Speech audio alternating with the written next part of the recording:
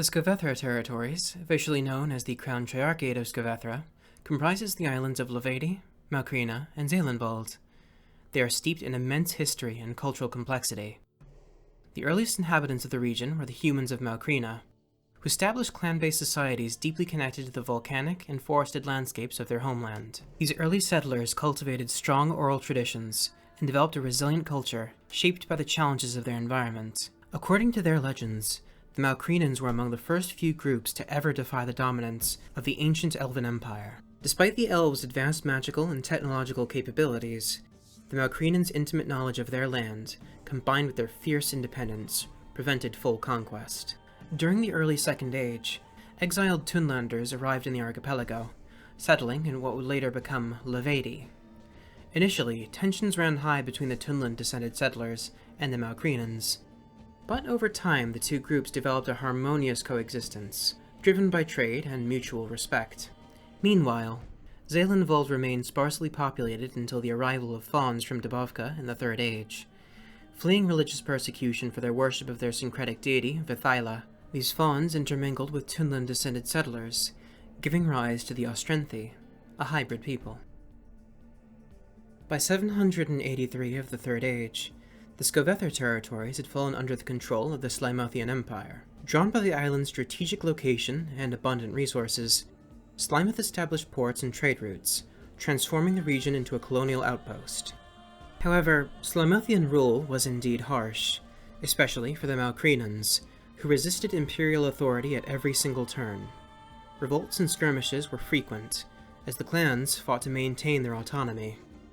Zeelandwald, on the other hand, became a place of relative stability under Slymothian governance, as its remote forests and mystical traditions made it less of a focus for imperial exploitation. The Second Slymoth-Dratzenberg War of the Fourth Age marked a pivotal moment in the history of the Skovethra territories.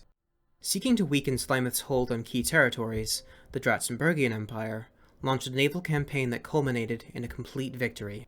The Treaty of Eistresund formalized Dratzenberg's acquisition of these isles, ushering in a new era of governance. Levedi, with its Tunland-descended population, embraced this transition wholeheartedly, viewing Dratzenberg as a more favorable ruler due to their shared cultural roots. However, this alignment strained the historically close relationship between Levedi and Malkrina, as the latter viewed the Levedians' loyalty to the Empire as a complete and utter betrayal.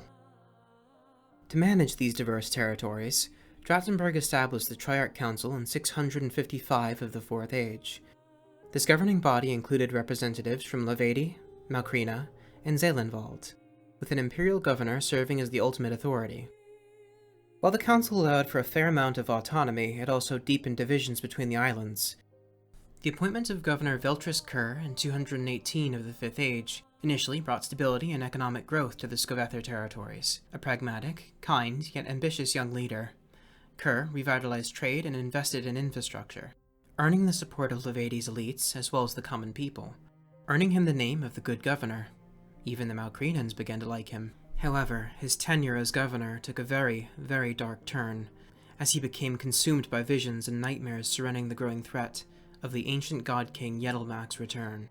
Convinced that the ancient elven artifact, the very crown of Yedlmak himself, held the key to resisting the god emperor's resurgence, Kerr dissolved the Triarch Council in 233, consolidating power under his regime. He's now a dark shadow of the man he once was.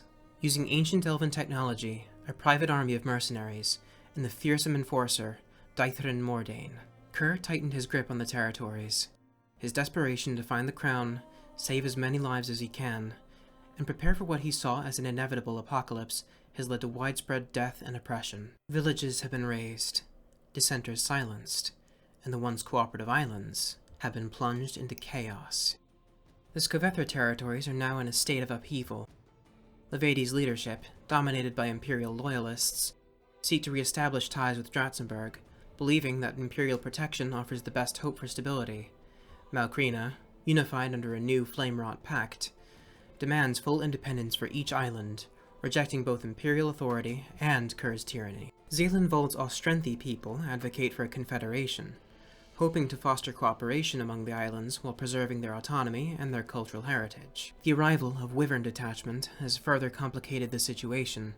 Tasked now with destroying Yedlmak's crown to prevent its misuse, the Detachment must navigate the region's fractured alliances and political tensions. Kerr, viewing the Detachment as both rivals and potential allies, seeks to manipulate them to achieve his own ends.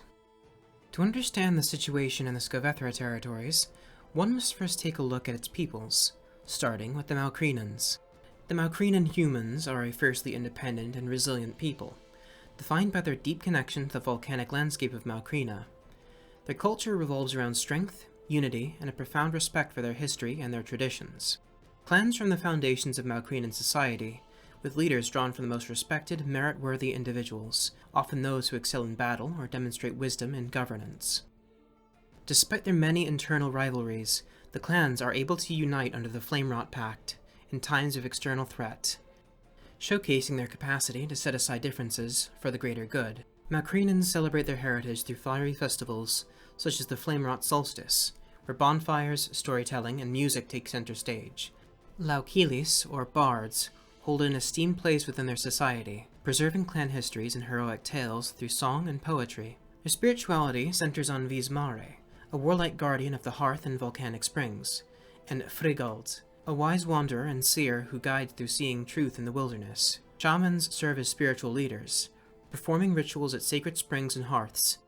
Known for their metalworking and martial prowess, the Malkrenans are both fierce warriors and skilled artisans. Their independence often puts them at odds with the Levadians and imperial authority, as they value their autonomy above all else. The Levadians, descendants of Tunland exiles, just like the Dratzenbergians, are a maritime people whose culture revolves around the sea. They're renowned for their shipbuilding, trade, and craftsmanship, thriving in the bustling port cities of Levadi, particularly their capital of Valkova. Maritime heritage and economic prosperity form the core of their identity, with festivals like the Luxentide celebrating their connection to the ocean, and the sea spirit Athis, a sub-manifestation of Fregel. Levadians place great value on craftsmanship, creating intricate wood carvings and jewelry inspired by maritime themes. Music and storytelling are of course integral, with coastal ballads and sea shanties forming the backbone of their cultural expression. Their cuisine features smoked fish, rye bread, and seaweed dishes, reflecting their coastal lifestyle. Aligned with the Dratzenbergian Empire since the Second Slamoth-Dratzenberg War, the Levadians have benefited from imperial trade networks and protection. However, this loyalty has strained their relationship with the Malkrenans, who view their imperial alignment as a betrayal of their shared history. Despite these tensions, the Levadians remain ever pragmatic, focusing on economic growth and maintaining their position as key players within the region's maritime trade. The Ostrenthi, a hybrid people of Faun and Tunlander descent, inhabit the dense forests of Zeelandwald. Their culture is deeply tied to nature, spirituality, and the art of trade, and exceptional bartering skills. The Ostrenthi are some of the most effective traders within the Skovethra territories. Their enchanted woodcraft, textiles, and medical remedies are highly sought after, making them invaluable to regional commerce. The Ostrenthi spirituality revolves around Vithyla, a syncretic deity embodying wisdom, the harvest, and the cycles of life and death. Huldrick, Vithyla's husband, represents strength and independence, inspiring the Ostrenthi to protect their traditions and their communities. Mirkwold, the capital of Zeelandwald, the city is known for its famous alchemist guilds, vibrant markets, and sacred sites. The Ostrenthi artisans are famous for their ability to infuse their crafts with subtle magic. While they maintain a cooperative relationship with the Levadians through trade as well as the Malkrenans, they remain neutral in political conflicts, focusing instead on preserving their cultural identity and thriving economy. But due to Governor Kerr's overreach, their neutrality has been severely tested. The Skovethra territories stand as a region shaped by resilience and conflict. From the fiery independence of the Malkrenans to the maritime ingenuity of the Levadians and the harmonious traditions of the Ostrenthi, each island tells a unique story of survival and identity. Yet, amidst ancient legacies and modern struggles, the territories are now at a crossroads. With rebellion stirring, the ambitions of Governor Kerr rising, and whispers of Wyvern Detachment's search for Yedelmak's crown, the future of the Skovethra territories remains uncertain.